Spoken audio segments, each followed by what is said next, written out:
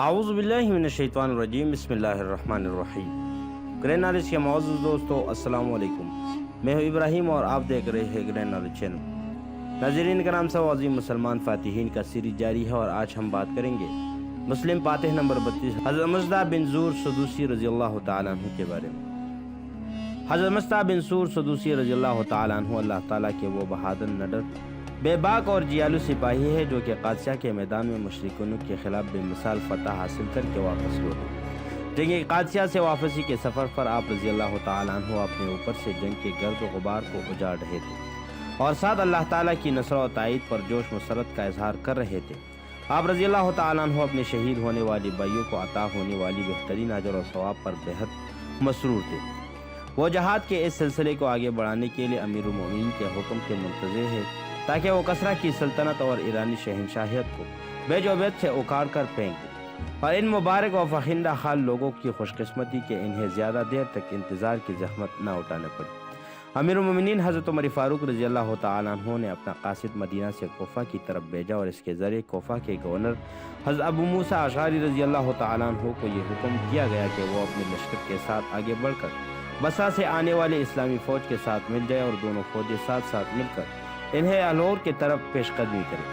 حمزن کا تعاقب کر کے اس پر فیصلہ کن ضرب لگایا جائے اور تشدد پر قبضہ کر لیا جائے تاکہ تاج کسریٰ کا ایک درشندہ ہیرو اور بلاد فارس کا ایک تابندہ موتی ہے۔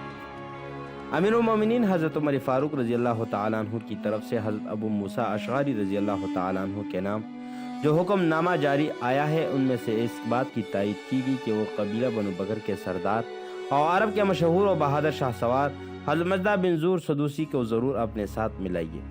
چنانچہ حضرت ابو موسیٰ اشعری رضی اللہ تعالیٰ عنہ نے فوج میں خلیفہ کے اس مقرر تشریف کرا دی اور اپنی فوج کی ترتیب درست کرنے میں مصروف ہوئی۔ فوج کے میسرہ پر کمان حضرت مصطفیٰ بن زور سوری رضی اللہ تعالیٰ عنہ کے سپرد کر کے آگے اور بصرہ آنے والی تمام اسلامی لشکر کے ساتھ شامل ہوئے۔ اپنے دونوں فوجیں ایک ساتھ مل کر اللہ تعالیٰ کی راہ میں جہاد کے لیے آگے روانہ ہوئی۔ اسلامی فوجیں مختلف شہروں پر قبضہ کرتے اور قلعوں کو دشمنوں کے وجود سے پاک کرتے ہوئے مسلسل آگے بڑھ رہی تھی۔ ہمذان اسلامی فوج کے آگے بڑھتا ہوا تستر پہنچ گیا، قلعہ بند ہوا۔ تستر جہاں کا ہمذان نے پناہ لے رکھی تھی، ایران کا نہایت خوبصورت شہر تھا۔ اس کی آب و ہوا نہایت خوشگوار تھی اور اس کے حفاظتی انتظامات نہ صرف بہت سخت بلکہ قابل اعتماد اور ناقابل تحسیر بھی تھی۔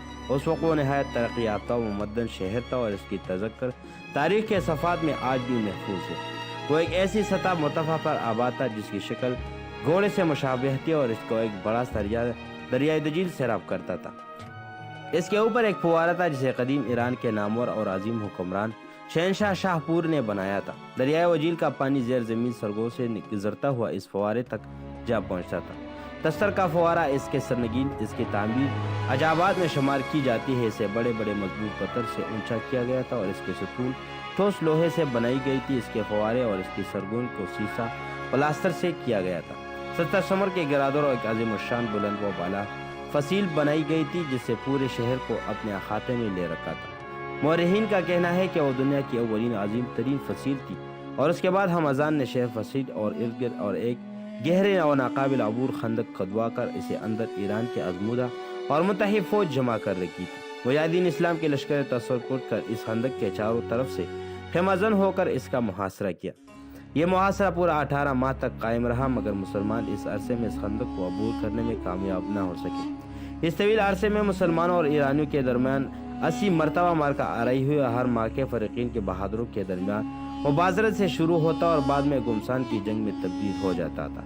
حضرت مصطفیٰ بن زور رضی اللہ تعالیٰ عنہ نے اس مبارزتی اور اجتماعی لڑائی میں نہایت غیر معمولی شجاعت و مردانی کا مظاہرہ کیا۔ آپ رضی اللہ تعالیٰ عنہ کے غیر معمولی جنگی مہارت کو دیکھ کر 200 دشمن حیرت و استیعاب کا سمندر میں ڈوب جاتے۔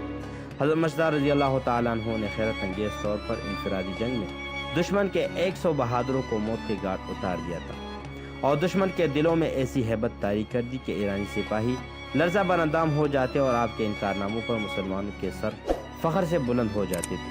آپ کے انہی حیرت انگیز کارناموں کو دیکھ کر اپنے وغیروں کو یہ بات سمجھ میں آ گئی کہ امیر المومنین حضرت عمر فاروق رضی اللہ تعالیٰ عنہ لشکر اسلام میں آپ رضی اللہ تعالیٰ عنہ کی شمولیت کے اس قدر زیادہ خواہشمند کیوں تھے۔ آخر جنگ میں مسلمانوں نے ایرانوں پر ایسا زوردار حملہ کیا کہ ایرانوں اس کے مقابلے کی تاب نہ لا سکے اور خندق کے اوپر بنے ہوئے پل کو مسلمانوں کے لیے خالی چھوڑ کر خود شہر کے اندر پناہ گزیر ہو گئے اور اسے پیچھے شہر کے مضبوط قلعے کا دروازہ بند کر بیٹھے۔ ایک طویل صبر آزما وقفے کے بعد مسلمان اب جن حالات میں مبتلا تھے وہ پہلے سے زیادہ صبر آزما تھے۔ ایرانی مسلمانوں کے اوپر سے برجوں سے تیر برساتے اور فسیلوں کے اوپر سے لوہے کی زنجیریں لٹکائے جن کے سروں پر آنکس لگی ہوئی تھی جو آگ میں تپتائے جانے کے بعد سرخ انگاروں کی مانند دکھ رہی تھی۔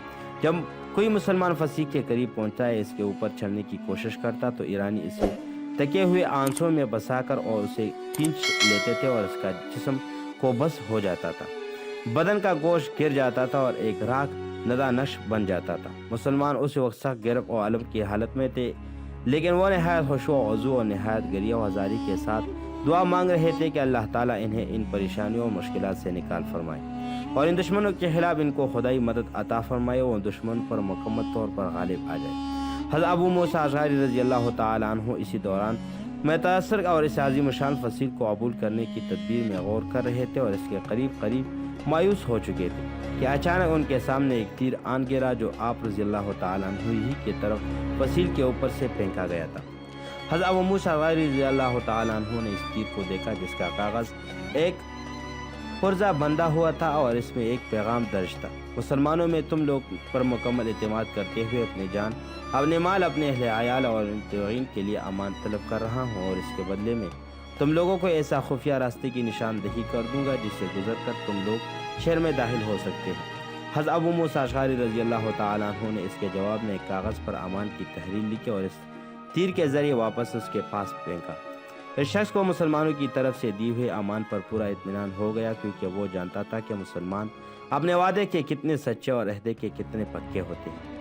وہ تاریخ کے پردے میں خاموش ان کے پاس آیا اور حضرت ابو موسیٰ اشعری رضی اللہ تعالیٰ عنہ کو اپنی پوری حقیقت سے آگاہ کیا۔ ہم اس قوم کے سربراہ لوگوں میں سے ہیں، حمزان نے میرے بڑی بھائی کو قتل کیا ہے اور ان کے مال و جائیداد پر قبضہ کیا ہے اور اس کے اہل و عیال پر ظلم و ستم کے پہاڑ توڑے ہیں۔ وہ میرے لیے بھی اپنے دل و دماغ میں بوجھ و عداوت کے جذبات بھرے ہوئے ہیں اور میں خود کو اور اپنے اہل عیال کو اس کے ظلم و ستم سے محفوظ نہیں سمجھتا۔ اس لیے میں نے آپ لوگوں کے عدل و انصاف کو اس کے جو رستم پر اور آپ لوگوں کے ایفائے عہد کو اس کی غداری پر ترجیح دی ہے اور اس میں طے کر چکا ہوں کہ آپ لوگوں کو ایک ایسے خفیہ راستے کی نشاندہی کروں جس سے گزر کر آپ لوگ شہر تک پہنچ سکتے ہیں۔ آپ ایک ایسے آدمی کو میرے ساتھ بھیج دیں جو شجاعت اور جرأت اور عقل و فہم سے پوری طرح سے آراستہ ہو اور اس کے ساتھ ساتھ وہ بہترین تیراک بھی ہو تاکہ وہ ان کی نشاندہی اچھی طرح سے کر سکے۔ حضرت ابو موسیٰ اشعری رضی اللہ تعالیٰ عنہ نے حضرت مصطح بن سور سدوسی رضی اللہ تعالیٰ عنہ کو طلب فرمایا اور پوری بات ان کی گوش گزاری اور فرمایا کہ اپنے قبیلے میں سے ایک ایسے آدمی مجھے دے دو جو صاحب عقل و فہم ہونے کے علاوہ فن تیراکی میں بھی ماہر ہو۔ چنانچہ حضرت مصطح رضی اللہ تعالیٰ عنہ نے کہا اس لیے میں اپنے آپ کو پیش کرتا ہوں، اگر آپ اس کے لیے تیار ہیں تو پھر ٹھیک ہے، اللہ تعالیٰ آپ کا حامی و ناصر ہے۔ حضرت ابو موسیٰ اشعری رضی اللہ تعالیٰ عنہ نے فرمایا۔ اس کے بعد حضرت ابو موسیٰ اشعری رضی اللہ تعالیٰ عنہ ان کو نصیحت فرمائی کہ وہ راستے کو اچھی طرح سے ذہن نشین کرے اور دروازے کی جگہ کو خوب اچھی طرح سے پہچان لے، حمزان کی قیام گاہ اور اس کی شخصیت کو درست طور پر ذہن میں مستحد کر لے اور اسی اچھی طرح سے مزید کوئی اقدام نہ کرے۔ چنانچہ مصطح بن سور عزی رضی اللہ تعالیٰ عنہ اپنے ایرانی امیر کے ساتھ رات کی تاریکی میں روانہ ہوئے اور اسے زیر زمین سرنگ میں داخل ہوئے جو دریا اور شہر کے درمیان بنائی گئی تھی۔ سرنگ کہیں کہیں تو اتنی کشادہ تھی کہ پانی میں کھڑے ہو کر چلنا ممکن تھا اور کہیں کہیں اسے اتنی تنگ تھی کہ اس میں سے تیر کر گزرنا پڑتا تھا۔ کئی شاخ در شاخ، کئی ٹیڑھی میڑھی اور کہیں بالکل سیدھی تھی اور اسی طرح چلتے ہوئے وہ اس جگہ پہنچ گئے جہاں سے شہر میں داخل ہونے کا راستہ نکلا تھا۔ ایرانی رہبر نے انہیں اپنے بھائی کے قاتل حمزان کو دکھایا اور اس کی جگہ کی نشاندہی دی جہاں وہ قیام پذیر تھا۔ حضرت مصطح رضی اللہ تعالیٰ عنہ نے جب حمزان کو دیکھا تو اس کے دل میں شدت سے خواہش ابھری کہ ان کے حلق میں ایک تیر مار کر اسے ہلاک کر دوں، لیکن فوری ہی آپ رضی اللہ تعالیٰ عنہ کو حضرت ابو موسیٰ اشعری رضی اللہ تعالیٰ عنہ کی یہ نصیحت یاد آ گئی کہ وہاں اپنی طرف سے کوئی اقدام نہ کرنا۔ چنانچہ آپ رضی اللہ تعالیٰ عنہ اپنی خواہش کو اس قدر سے دباتے اور طلوع فجر سے اپنے اسلامی کیمپ میں واپس آ گئے۔ حضرت ابو موسیٰ اشعری رضی اللہ تعالیٰ عنہ نے 300 ایسے جان بازوں کو تیار کیا جو شجاعت، ثابت قدمی میں یکتا ہونے کے ساتھ ساتھ تیراکی میں بھی بہت مہارت رکھتا ہوں۔ حضرت مصطح بن سور سدوسی رضی اللہ تعالیٰ عنہ کا قائد مقرر کیا گیا اور انہیں رخصت کرتے ہوئے खुश नसीहत फरमाए और शहर में लश्कर इस्लाम मुजाहिदीन पर हमला और होने के लिए उनकी तकबीर और अशआर करार दिया गया।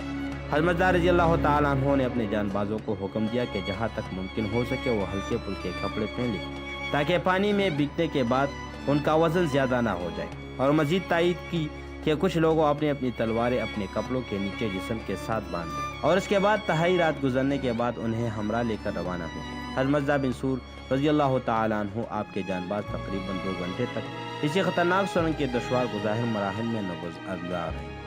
कभी वो मुश्किलात पर हावी हो जाते और कभी ये दुश्वारियाँ उन्हें ज़ेर कर लेती थी, हत्ता कि ये लोग सुरंग के उस आखिर सर तक पहुँच गए जो शहर में दाखिल होने वाले रास्ते से मुत्तसिल था।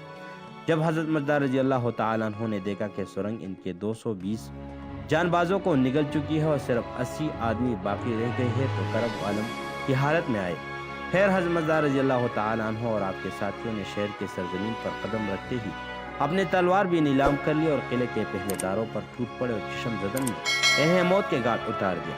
फिर वो लोग दरवाजे की तरफ चिपटते लगे और उन्हें खोलते हुए ज़ोरदार आवाज़ों में तकबीरें बुलंद की। दरवाजे के बाहर से मुसलमानों ने आपकी तकबीर का जवाब दिया और सुबह होते ही उन्होंने शहर पर एक ज़ोरदार हमला किया।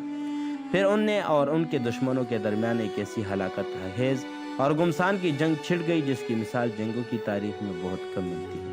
हज़रत रज़ी अल्लाह तआला अन्हु ने जंग के दौरान हमज़ान को देख लिया जो कि मैदान जंग में से एक जगह खड़ा हुआ अपने फौज की कमान कर रहा था। हज़रत रज़ी अल्लाह तआला अन्हु उसकी तरफ मुतवज्जा हुए और तलवार लेकर चपट पड़े, लेकिन फिर लड़ने वालों की भीड़ में वह आपकी निगाहों से उजल हो गया। थोड़ी देर के बाद वो दोबारा नजर आया। हज़रत रज़ी अल्लाह तआला अन्हु तेजी से उसकी तरफ लिपके और उस पर हमला किया। हज़रत रज़ी अल्लाह तआला अन्हु और हमज़ान दोनों ने अपनी तलवारों से एक साथ एक दूसरे पर हमला किया। बदकिस्मती से हज़रत रज़ी अल्लाह तआला अन्हु का वार छूट गया और हमज़ान का वार ठीक अपने निशाने पर लगा। चुनांचा हज़रत रज़ी अल्लाह तआला अन्हु ज़ख्मी होकर ज़मीन पर गिर पड़े और दौलत शहादत से हमकिनार हुए। आप रज़ी अल्लाह तआला अन्हु की शहादत के बाद भी मुसलमानों ने लड़ाई का सिलसिला जारी रखा और आखिर अल्लाह ताला ने उन्हें फतह और नुसरत से नवाजा और हमज़ान गिरफ्तार हो गया। इस अज़ीम शान फतह की खुशखबरी अमीरुल मोमिनीन हज़रत उमर फारूक रज़ी अल्लाह तआला अन्हु को सुनाने के लिए मुसलमानों की एक जमात एक शान और शौकत से रवाना हुई और इनके आगे आगे हमज़ान था और इसके सर पर एक हीरो से मुर्तज़ ताज था।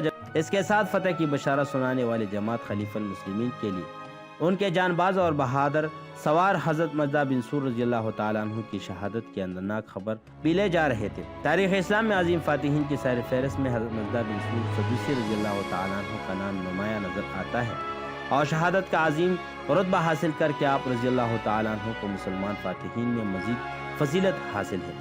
तो इस दुआ के साथ कि अल्लाह ताला उनसे राज़ी है और उसके वसीले से हमसे भी राज़ी हो, तो हमारी आज की बेहतरीन वीडियो का यहाँ पर अख्ताम होता है। मज़ीद इस तरह की दिलचस्प वीडियो के लिए हमारा यूट्यूब चैनल सब्सक्राइब कीजिए और बेल आइकन को दबाना मत भूलिए ताकि तमाम नई वीडियो की अपडेट आपको बर वक्त मिलती रहे। तो मिलते हैं अगली वीडियो में, उस वक्त तक के लिए अपने और अपने वालिदैन का बहुत सा ख्याल रखिए। अस्सलाम वालेकुम।